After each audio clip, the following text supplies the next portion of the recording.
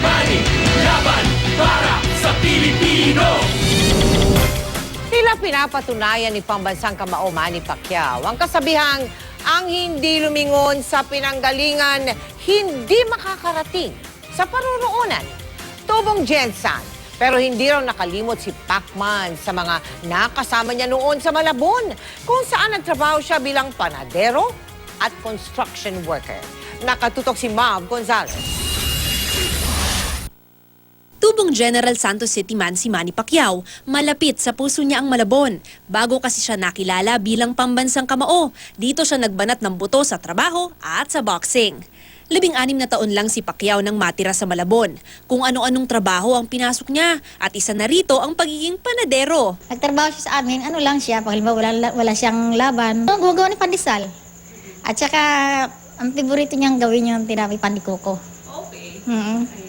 Tsaka nagdi-deliver siya ng tinapay sa palengke. Para mabuhay at makapagpadala ng pera sa naiwang pamilya sa Jensan, sumabak din si Manny sa pagiging construction worker.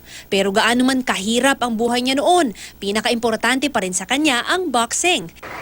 At dito sa LA Gymnasium nahubog ang kamao na mananalo ng 54 na beses. 2 dekada na ang nakakaraan mula nang mag-ensayo rito sa LA Gym si Emmanuel Pacquiao. Ito pa rin yung ring at equipment na ginamit niya noon at hanggang ngayon, ginagamit pa rin ito ng mga boksingerong nangangarap na maging kagaya ng ating pambansang kamao. Kaya mo nagustuhan, syempre, nakita mo Pilipino, gusto mo gumaya.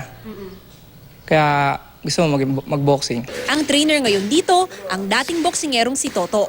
Maski noong kasama niya si Manny sa ensayo, nakakabilib daw talaga ang pambansang kamao. Masipag mag-ensayo, pag sumuntok, paspas. Yun ang gustong-gusto ko sa niya, suntok at saka footwork, yun ang the best. Kwento ng mga nakilala ni Pacquiao rito sa Malabon, hindi nakakalimot si Manny sa pinanggalingan niya.